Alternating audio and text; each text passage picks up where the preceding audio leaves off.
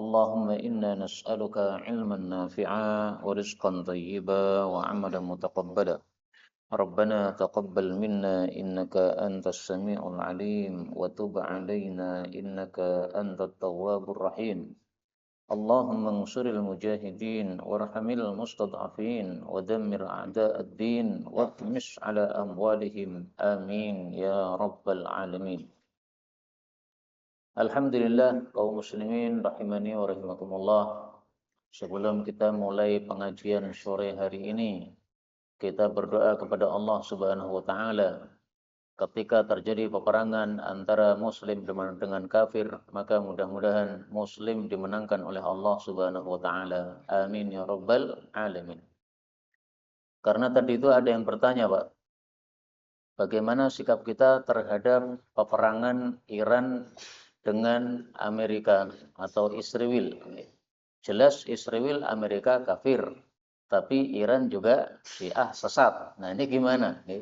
Nah, kita tidak melihat dari sisi Syiahnya, Pak, tapi kita melihat dari sisi Islamnya. Kalau ada Islam dengan kafir, ya kita doakan mudah-mudahan yang Islam yang menang. Karena kalau kafir yang menang, itu nanti jadi masalah terhadap umat Islam yang lain. Dan kita doakan semua orang-orang yang sesat diberi hidayah oleh Allah Subhanahu wa taala. Ihdinas siratal mustaqim. Amin ya rabbal alamin. Baik, kemudian biasanya pada hari seperti ini kita mengkaji kitab Sunan Tirmidzi. Oh, hari Rabu biasanya.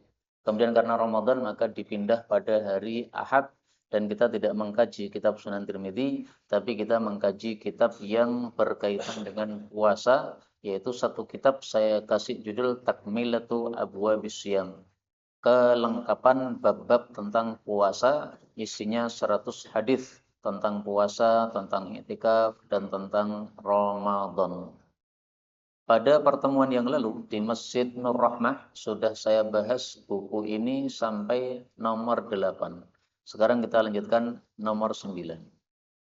Faqala al-muallif rahimahullahu ta'ala wa nafa'ana bihi wa bi'ulumihi fid dharain amin. Ishtiratu disyaratkan syahidaini adanya dua orang saksi laki-laki liru'yati untuk melihat hilal ghairi Ramadan selain bulan Ramadan. Jadi saksi melihat hilal supaya kita menentukan kapan awal Ramadan, kapan akhir Ramadan, itu ada syaratnya, Pak. Tidak semua orang bisa menjadi saksi. Maka di sini dikatakan syahidain, dua saksi laki-laki. Jadi mohon maaf ibu-ibu kalau jadi saksi melihat hilal tidak diterima. Bukan karena kita merendahkan ibu-ibu, bukan. Tapi memang aturannya seperti itu. Tapi saya jujur ini juga masalah khilafiyah. Kalau menurut mazhab Hanafi, perempuan pun bisa menjadi saksi untuk melihat hilal. Tapi kalau kita mengacu pendapat jumhur atau mayoritas, maka dipersyaratkan harus laki-laki. Dan jumlahnya harus 2. Berarti kalau jumlahnya cuma 1 saksi tidak cukup. Kecuali untuk bulan Ramadan. Masuk Ramadan cukup 1 saksi. Tapi keluar dari Ramadan harus 2 saksi melihat hilal. Mata saya melihat hilal Syawal sudah muncul. Nah, baru diterima kalau ada 2 orang saksi. Adapun dalilnya dari Abdurrahman bin Zaid bin Khattab annahu bahwasanya Abdurrahman khataban nasa berkhutbah kepada para manusia fil yaumi pada hari alladzi yushakku fihi yang diragukan padanya, maka dia mengatakan, ketahuilah sesungguhnya saya telah duduk bersama sahabat-sahabat Rasul sallallahu alaihi wasallam dan saya sudah bertanya kepada mereka dan sesungguhnya mereka memberitahu kepada saya bahwasanya Rasulullah sallallahu alaihi wasallam bersabda, sumu puasalah liru'yatihi karena melihat hilal Ramadan. Wa aftiru dan idul fitrilah liru'yatihi karena melihat hilal Syawal. Wansuku dan manasiklah, berhajilah laha karena melihat hilal. Fa in ghumma, maka jika tertutupi hilal itu alaikum terhadap kalian, fa akmilu, maka sempurnakanlah 30 hari. Fa in syahida, jika bersaksi syahidani, dua saksi, fasumu, maka puasalah, wa aftiru, dan idul fitrilah. Hadis diriwayatkan oleh Al-Imam An-Nasa'i. Kaum muslimin rahimani wa rahimakumullah, hadis ini menunjukkan 3 hal. Yang pertama, masuk Ramadan dan keluar Ramadan dengan menggunakan ru'yat, melihat hilal, tidak menggunakan hisab.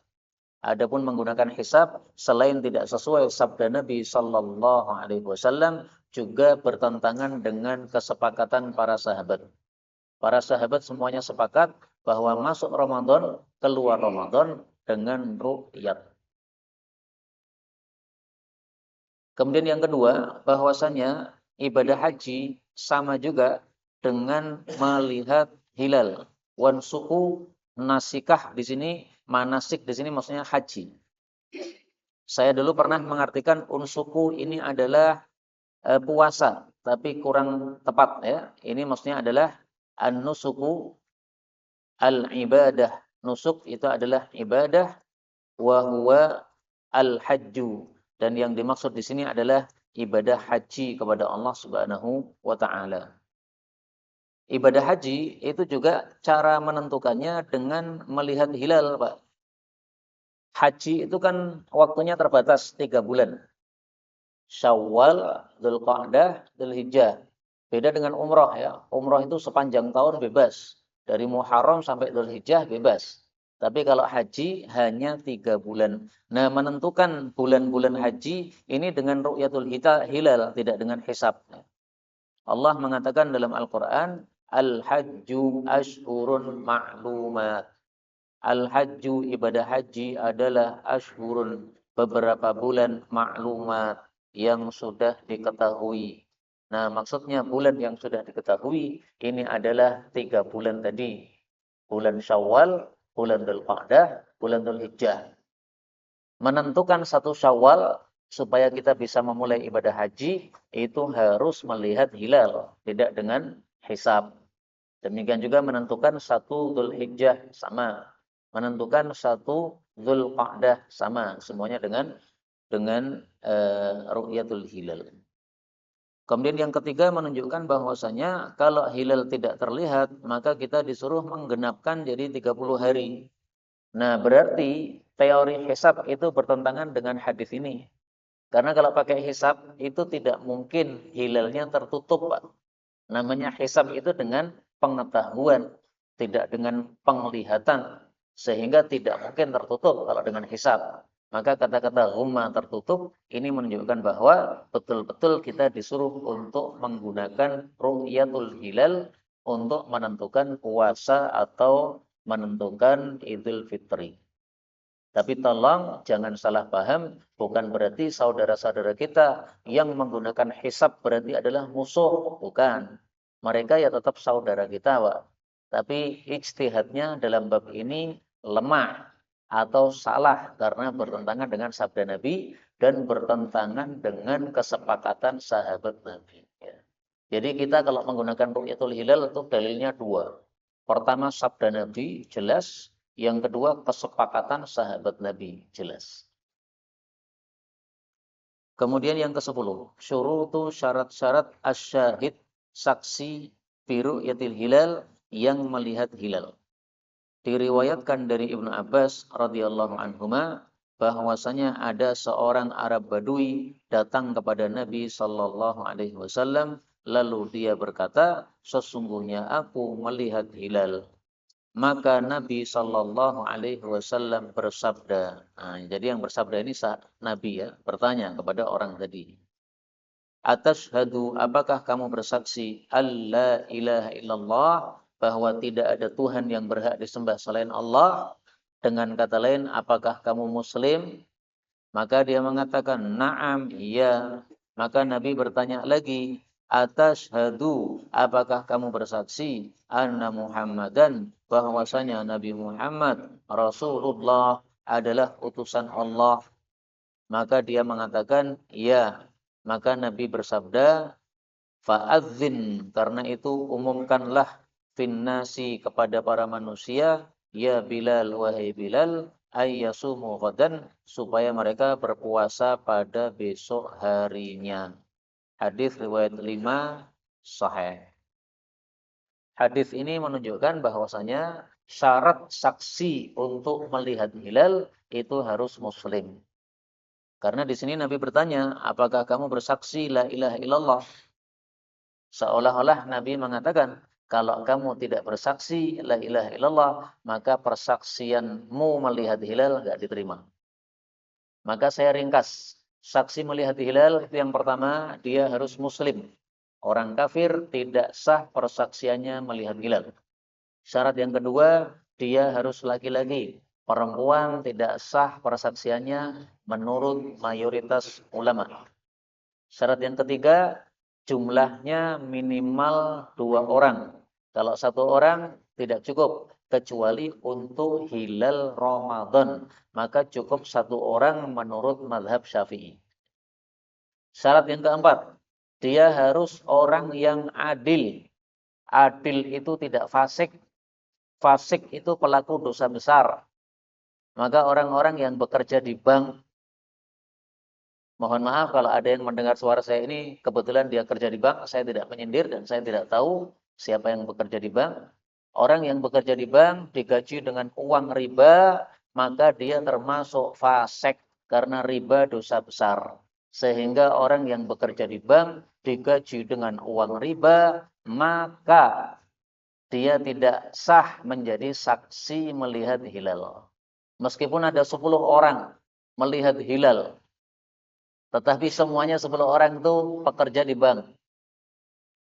Dia bertransaksi dengan riba atau menandatangani riba. Atau apa? Dia menyetujui atau transaksi riba. Maka ini semuanya tidak sah untuk menjadi saksi karena dia orang yang fasik, yaitu pelaku dosa besar. Orang yang berzina tidak bisa jadi saksi. Orang yang maling nggak bisa jadi saksi dan seterusnya. Kemudian dari hadis ini kita ambil pelajaran bahwa 1 orang saksi sudah cukup karena di sini dikatakan A'rabiyan, 1 orang Arab Badui.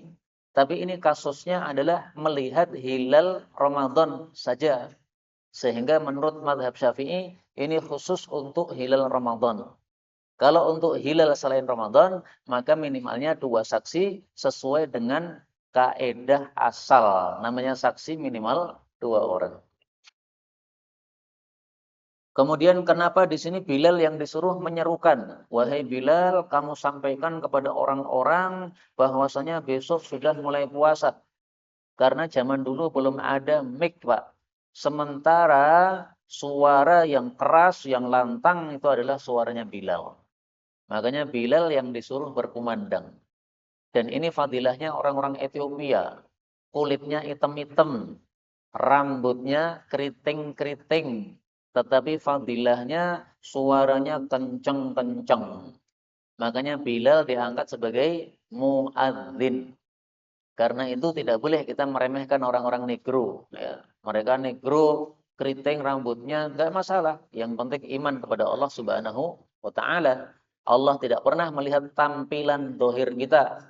Kamu ganteng, mancung, putih, langsing, tinggi, tapi kafir, enggak ada nilainya di hadapan Allah Subhanahu wa Ta'ala.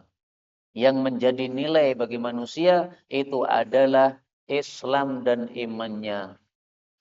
Panjenengan bisa membuktikan bahwasanya manusia itu sebenarnya enggak ada nilainya, Pak. Bahkan manusia kalah dengan ayam. Kalau tidak percaya, silahkan besok pergi ke pasar. Tawarkan kepada orang-orang pasar, ini ada bakal ayam. Insya Allah banyak yang beli, Pak. Tapi panjenengan ke pasar membawa bakal manusia. Cairan itu, ya. Diplastiki, ya. Kasih plastik yang mewah.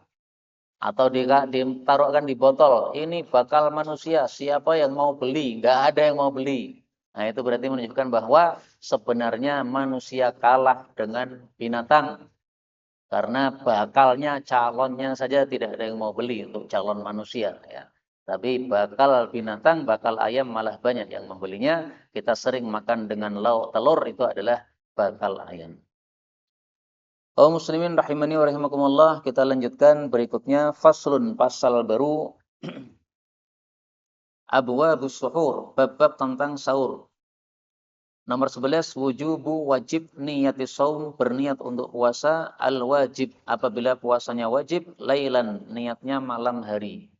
Jadi kalau kita puasa Ramadan, maka niatnya harus dimunculkan dalam hati kita sebelum adzan subuh. Kalau niatnya baru muncul setelah adzan subuh, maka puasanya tidak sah.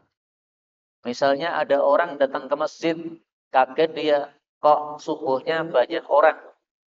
Biasanya 2 shaf, ini kok beludak, ada apa ini?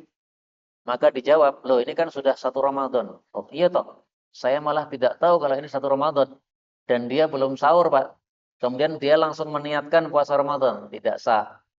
Karena tadi malam dia belum meniatkan.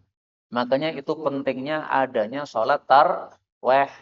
Dengan adanya sholat taraweh, insya Allah tidak ada kejadian seperti itu. Kecuali orang yang tidak pernah ke masjid. Nah, maka dia tidak tahu 1 Ramadan.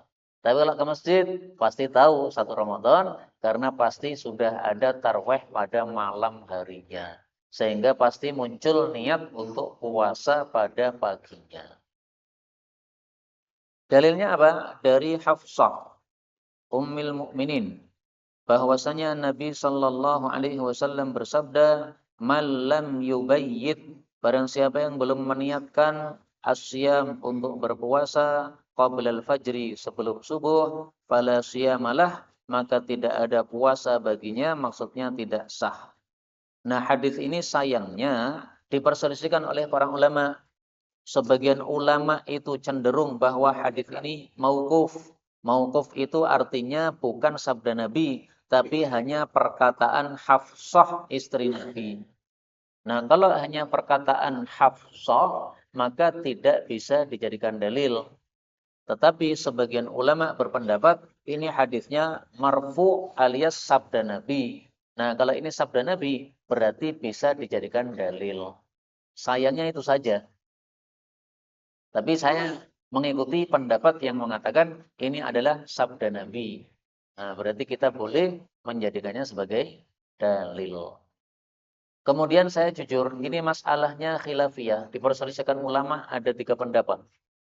Pendapat pertama yang kita pilih tadi. Kalau puasanya adalah puasa wajib, maka niatnya harus di malam hari. Tapi kalau puasanya puasa sunnah, maka niatnya boleh setelah subuh, nggak apa-apa.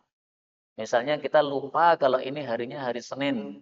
Padahal biasa kita puasa Senin Kamis. Habis subuh baru ngeh, loh ini hari Senin toh. Nah, maka kita niatkan puasa Senin, nggak apa-apa. Karena puasa sunnah. Pendapat yang kedua mengatakan puasa wajib maupun puasa sunnah sama saja. Boleh niatannya habis subuh. Tapi pendapat ini bertentangan dengan hadis ini. Pendapat yang ketiga bahwa puasa sunnah dengan puasa wajib sama saja. Niatnya harus pada malam hari. Nah, maka ada 3 pendapat. Kita mengikuti pendapat yang pertama.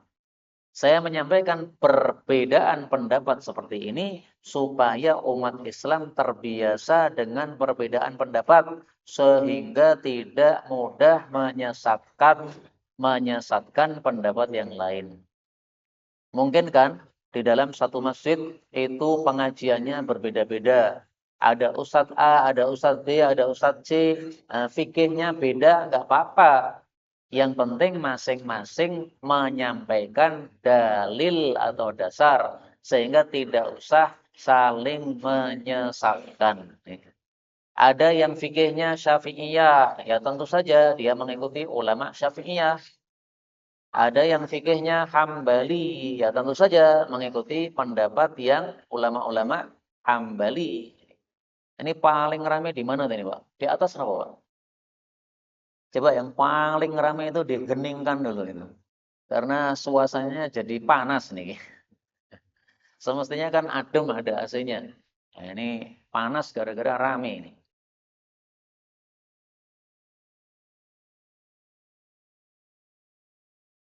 Ya, sebenarnya anak-anak kita itu kalau diatur insya Allah rapi ya. Kalau dibiarkan ya pasti mereka dunianya rame. Tayyib, kemudian dalam hadis yang lain dikatakan la siyama, tidak sah puasa liman lam yafridhu minal lail, bagi orang yang belum meniatkannya di malam hari. Ini adalah hadis riwayat Daraqutni. Dan ini niatan ini disepakati oleh para ulama, niatnya tidak diucapkan di dalam mulut, tetapi cukup diniatkan dalam hati. Sepakat ulama, niat itu amalan hati, bukan amalan mulut.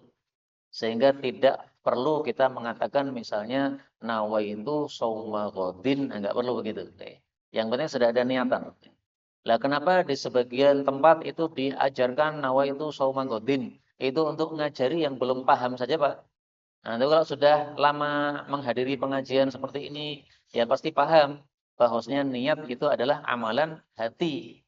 Namanya kita ngambil nasi untuk makan sahur, itu berarti niat untuk puasa.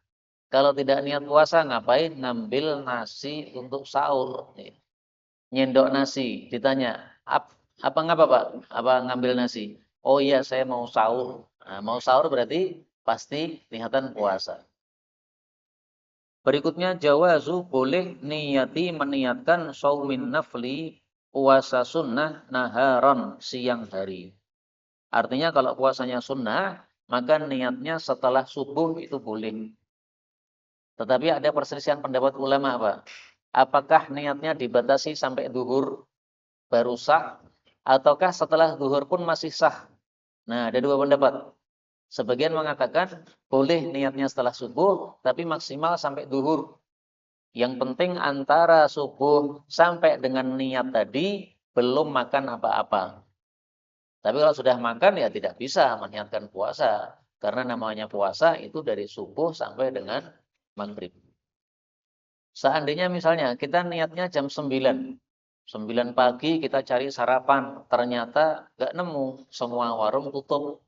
Akhirnya kita daripada masak males, maka kita niatkan wis tak poso sisan wae. Nah, itu sah. Mulai jam 9 baru niat puasa. Tapi pahalanya ya dari jam 9 sampai maghrib. Kalau panjenengan niatnya jam 7, ya pahalanya dari jam 7 sampai maghrib. Kalau niatnya dari jam 11, ya berarti pahalanya dari 11 sampai maghrib.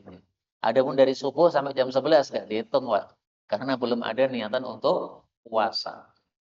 Ini khusus untuk puasa sunnah. Nah, pendapat yang kedua mengatakan, meskipun habis maghrib, nggak apa-apa. Jadi misalnya, panjenengan asyik bekerja, sampai lupa makan, sampai jam 4 sore, Pak. Jam 4 sore baru teringat, ya Allah, dari pagi saya asik kerja sampai belum makan apa-apa, belum minum apa-apa. Nah, karena sudah jam 4, tinggal 2 jam lagi adalah adzan maghrib, akhirnya panjenengan niatkan puasa. Boleh, menurut pendapat yang kedua. Karena apa? Tidak dibatasi waktunya sampai kapan. Adapun dalilnya ini, dari Aisyah radhiyallahu anha berkata, telah masuk kepada saya Nabi sallallahu alaihi wasallam pada satu hari, lalu beliau bertanya, "Hal indakum syai'? Apakah kalian punya sesuatu makanan?"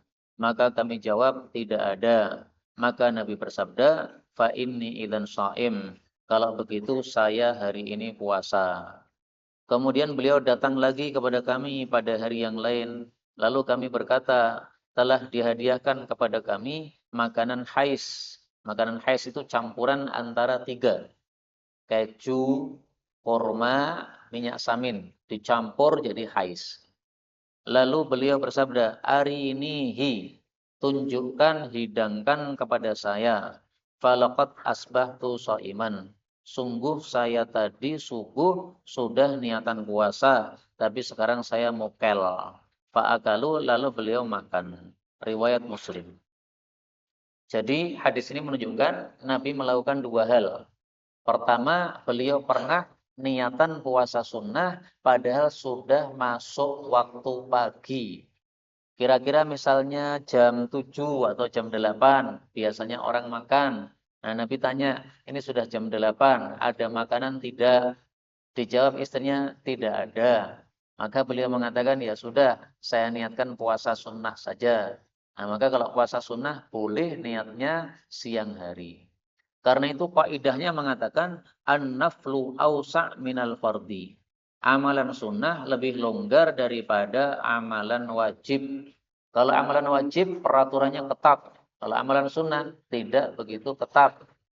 Contoh lain, panjenengan salat sunnah dengan duduk boleh, tapi salat wajib harus dengan berdiri. Kalau panjenengan salat wajib dengan duduk bagaimana? Tidak sah kecuali kalau panjenengan sakit. Tapi kalau sehat walafiat, salatnya dengan duduk padahal salat wajib tidak sah. Maka salat tarawih itu dengan duduk boleh, Pak.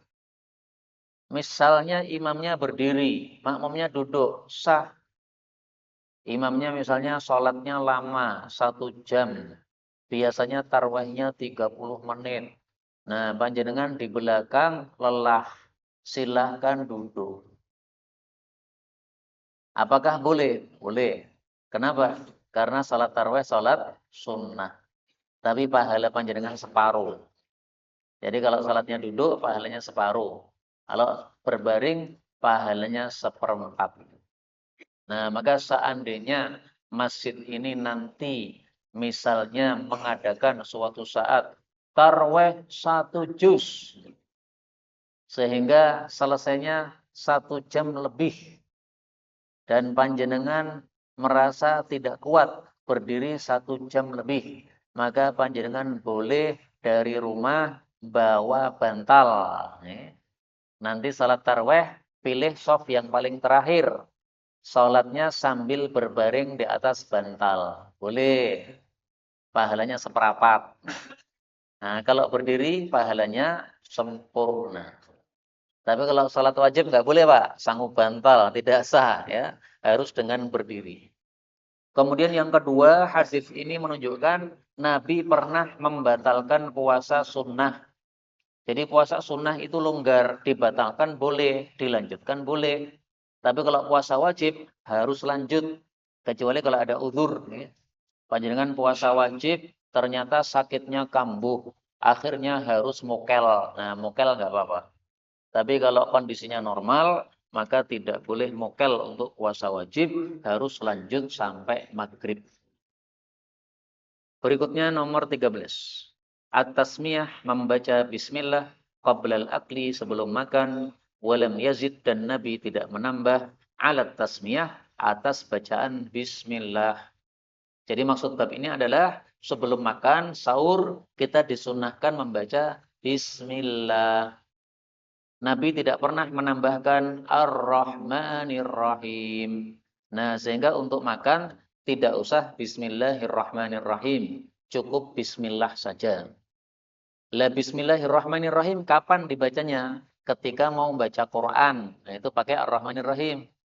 Ketika baca Fatihah, nah itu pakai ar-Rahmanirrahim. Tapi kalau makan, bismillah. Mau mengumpuli istri, bismillah. Tidak pakai ar-Rahmanirrahim. Terus juga tidak pakai tambahan-tambahan. Allahumma barik lana fima razaqtana wa qina adzabannar. Karena hadisnya dhaif. Tapi seandainya sesekali diamalkan bagaimana? Ya boleh. Yang penting tidak meyakini 100% sebagai sunnah Nabi sallallahu alaihi wasallam. Juga tidak pakai Allahumma lakasumtu wa ala rizkika aftartu. Karena hadisnya dhaif. Tapi seandainya sesekali membaca itu bagaimana? Ya boleh. Yang penting jangan meyakininya 100% sebagai sunnah Nabi sallallahu alaihi wasallam karena hadisnya dhaif. Nah, terus yang sahih yang bagaimana? Ini tadi, bismillah. Nah, jadi nanti kalau sudah adzan maghrib, kita ambil kurma, bismillah. Langsung dimakan, Pak. Nggak usah tambahan-tambahan yang lain, nggak usah. Dhaif soalnya. Tapi seandainya sesekali tadi ya nggak apa-apa. Adapun yang dhahabat dhama'u, itu sahih, itu nanti dibaca setelah selesai kita makan. An rajulin, dari seorang laki-laki yang dia itu adalah menjadi pelayan Nabi sallallahu alaihi wasallam selama 8 tahun. dia mendengar Nabi Shallallahu Alaihi Wasallam apabila sudah dihidangkan kepada beliau makanannya, maka beliau mengucapkan Bismillah.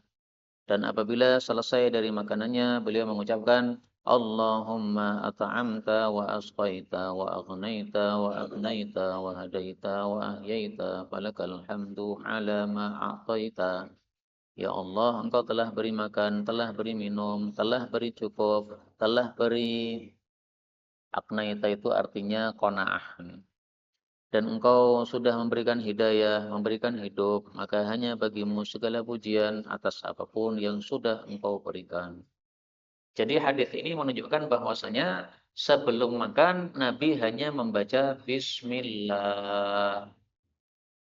Sehingga kalau kita menambah-nambahi dengan Ar-Rahmanir Rahim, maka kalah bagus dengan yang dilakukan oleh Nabi. Karena Nabi sudah bersabda, khairul hadi hadi Muhammad. Sebaik-baik petunjuk petunjuknya Nabi Muhammad sallallahu alaihi wasallam.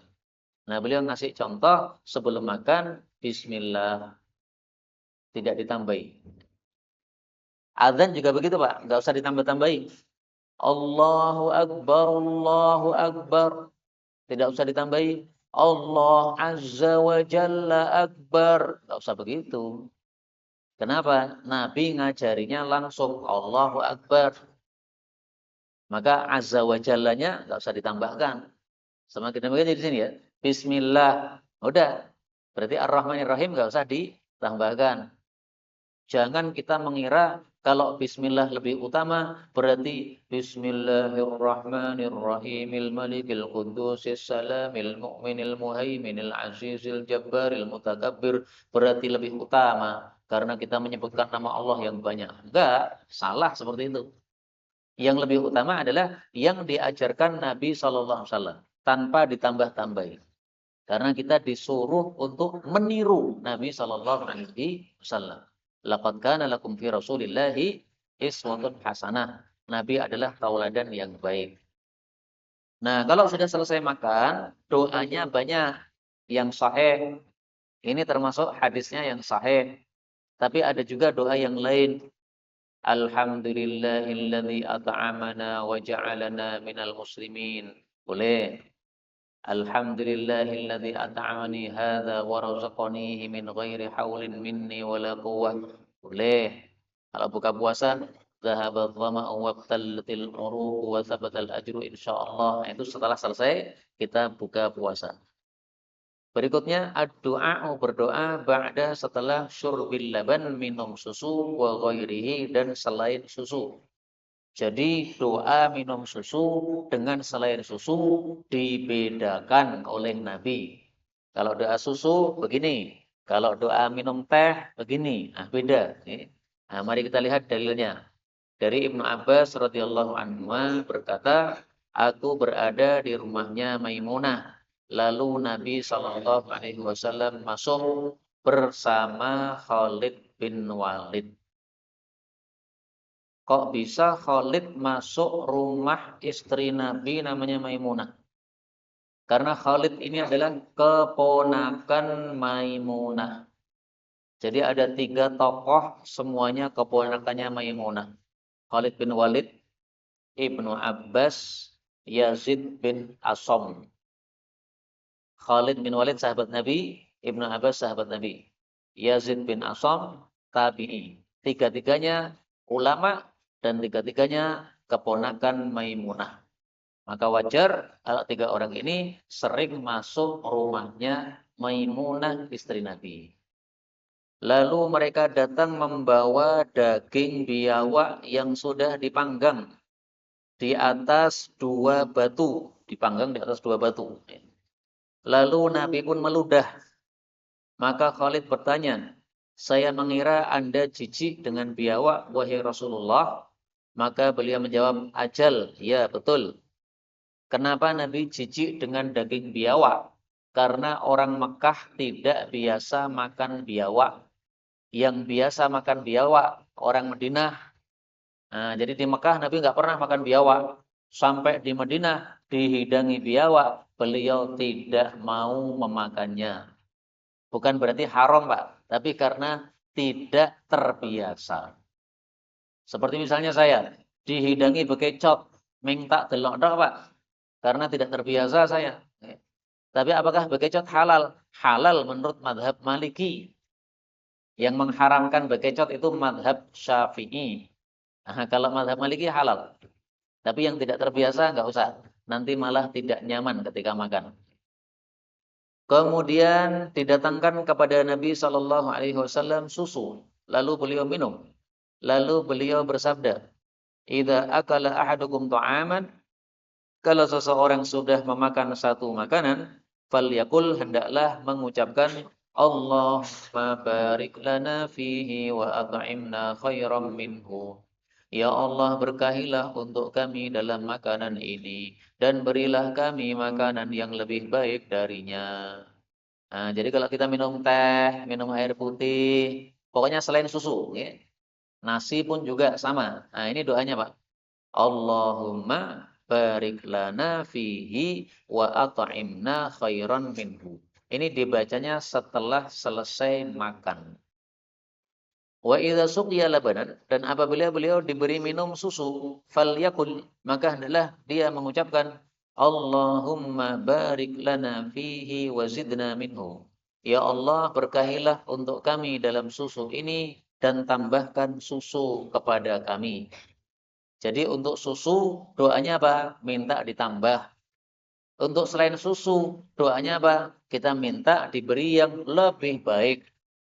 Berarti susu lebih baik daripada teh, susu lebih baik daripada madu, susu lebih baik daripada kopi, susu lebih baik daripada jeruk, susu lebih baik daripada coklat boba dan sebagainya. Ya. Susu lebih utama sehingga doanya dibuat istimewa atau khusus.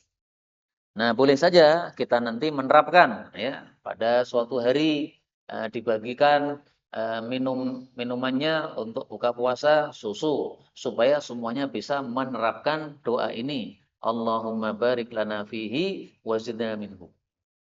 Kemudian Nabi menjelaskan alasannya kenapa kok susu diberi doa yang istimewa. Beliau mengatakan, fa innahu, karena sesungguhnya laisa syai'un, tidak ada sesuatu yujzi'u minat ta'am wasyarab, yang cukup sebagai makanan plus minuman illal laban, selain susu. Kalau minuman yang lain itu fungsinya sebagai minuman saja, Pak. Teh itu sebagai minuman, tidak sebagai makanan. Sehingga panjenengan minum teh sebanyak apapun tetap lapar. Tapi kalau susu, panjenengan minum susu, maka panjenengan kenyang. Dan saya sudah membuktikan setelah baca hadis ini, saya coba malam-malam saya tidak makan malam. Biasanya kita kan makan 3 kali kan, pagi, siang, sore atau malam. Nah pas malam saya sengaja gak makan. Saya coba beli 1 gelas susu. Saya coba, kira-kira nanti saya malam ngeleh apa ora. Ternyata malam juga angler tidurnya sampai biasanya bangun. Nah, sehingga betul seperti sabda Nabi, susu sudah cukup sebagai makanan plus minuman. Dan susu ini fadilahnya 3. 1 sebagai makanan, 2 sebagai minuman, 3 sebagai obat. Maka susu ini bisa disebut apa? 3 in 1. 3 di dalam 1. Apa dalilnya bahwasanya susu bisa sebagai obat? Sabda Nabi Shallallahu Alaihi Wasallam. Tarum. Beliau mengatakan, sesungguhnya Allah tidak meletakkan penyakit kecuali Allah letakkan juga obatnya. Maka selalulah minum susu sapi, karena sesungguhnya sapi itu makan dari setiap pohon. Jadi susunya dihasilkan dari berbagai macam pohon, akhirnya menjadi obat. Nah, yang saya tidak tahu bagaimana kalau sapi-sapi yang ada di masa sekarang. Dia tidak makan dari berbagai pohon, tapi dia cuma berada di kandang, kemudian dikasih makanan, didatangkan, dan makanannya bukan dari berbagai pohon, tapi dari salah satunya adalah dicampur dengan kimia dan sebagainya. Apakah susunya juga masih berfungsi seperti ini? Saya nggak tahu. Tapi kalau secara umumnya atau secara normalnya susu sapi adalah menjadi obat. Ini hadis riwayat Ahmad, derajatnya sahih. Kaum muslimin rahimani wa rahimakumullah, karena itu apabila kita bisa melazimi, membiasakan minum susu, maka silahkan dilakukan karena diperintahkan oleh Nabi. Alaikum selalulah atau lazimilah. Selalu itu tidak harus setiap hari ya. Misalnya setiap pekan. Misalnya setiap pekan 2 kali atau 3 kali. Tapi juga perlu konsultasi kepada dokter misalnya kalau panjenengan punya penyakit tertentu, bisa jadi penyakitnya ini tidak cocok untuk minum susu, bisa jadi. Karena ada kan beberapa penyakit yang pantangan untuk minuman tertentu. Secara umum susu sebagai obat, tapi belum tentu cocok untuk setiap orang. Wallahu taala alam bissawab. Kaum muslimin rahimani wa rahimakumullah, supaya kita tidak lupa dengan doa ini, maka kita baca bersama-sama. Saya baca, panjenengan tirukan. Allahumma barik lana fihi wazidna minhu. Ya, ini doa susu ya. Kita ulangi lagi bersama-sama. Allahumma barik lana fihi wazidna minhu. Lagi. Allahumma barik lana fihi wazidna minhu. Baik, kita tambah satu bab lagi. At-tasahhuru, makan sahur, bitamri, dengan kurma, wa ghairihi, dan selain kurma. Dari Sa'ib bin Yazid, dia mengatakan Rasul sallallahu alaihi wasallam bersabda, nikma, sebaik-baik as-sahur, makanan sahur adalah at-tamru, kurma. Dan beliau bersabda, yarhamullah, semoga Allah merahmati al-mutasahirin, orang-orang yang makan sahur. Riwayat Tabarani, di dalamnya ada rawi bernama Yazid Nufali, dhaif, tetapi disahihkan hadis ini oleh Syekh Albani dari hadis Jabir. Kaum muslimin rahimakumullah, hadis ini menunjukkan dua hal. Yang pertama, sebaik-baik makanan sahur adalah kurma. Karena itu, sebisa mungkin kita makan kurma meskipun 1 butir ketika kita sahur. Jadi nasinya kita makan, kurmanya jangan dilupakan. Karena dia adalah sebaik-baik makanan sahur sesuai sabda Nabi. Kita yakin 100% sabda Nabi pasti benar. Nah, beliau mengatakan sebaik-baik makanan sahur kurma. Kita makan kurmanya. Meskipun tidak suka kurma, tetap dimakan. 1 tok nggak apa-apa. Yang penting sudah mengamalkan sabda Nabi. Saya termasuk orang yang bukan pecinta kurma, Pak. Sehingga kalau makan kurma paling cuma 1 butir. Supaya mengikuti sunnah Nabi. Kalau panjenengan mampu, silahkan hadis ini dipraktekkan dengan cara sahur cuma kurma tok tanpa nasi. Kalau panjenengan bisa. Sudah beberapa orang mencobanya dan ternyata enak katanya. 1, Ustadz Irwan yang ngajar di masjid ini juga. 2, Ustadz Abu Bakar Fakihuddin yang ngajar di masjid ini juga. 2 orang ini punya kebiasaan sahur kurma tok, tidak pakai nasi. Kemarin saya bersafar 5 hari sama Ustadz Irwan ke Lampung untuk mengadakan pengajian hadis dan tafsir di Lampung. Saya lihat dengan mata kepala saya, sahur beliau selalu makan kurma tok. Kurma 7 butir, habis itu minum air putih. Wis rampung. Sampai maghrib, kuat ternyata, Pak. Saya pengen mencoba, tapi belum saya coba. Insya Allah saya coba nanti, kapan tanggal berapa, saya pengen mencoba sahur kurma tok til. Kalau beliau bisa, kenapa saya nggak bisa? Harus bisa. Tapi tidak harus, ya. Kita terbiasa makan nasi, ya. Makan nasi nggak apa-apa. Yang penting kurmanya jangan dilupakan. Sudah banyak yang melihat jam, berarti kayaknya sudah mau maghrib. Maka kita cukupkan sampai di sini. Kemudian kita tutup pengajian ini dengan doa. Allahumma salli wa sallim wa barik ala Muhammad wa ala ali Muhammad. Allahumma ighfir lil mu'minina wal mu'minati ajma'in. Rabbana atina fid dunya hasanah wa fil akhirati hasanah wa qina adzaban nar. اللهم انصر المجاهدين وارحم المستضعفين ودمر أعداء الدين واطمس على أموالهم. ربنا تقبل منا إنك أنت السميع العليم وتب علينا إنك أنت التواب الرحيم. ربنا هب لنا من أزواجنا وذرياتنا قرة أعين واجعلنا للمتقين إماما. وصلى الله وسلم وبارك على النبي محمد والحمد لله رب العالمين. Kemarin adanya itu 17.58. Ini 17.56. Berarti masih ada 2 menit. Silahkan digunakan untuk berdoa.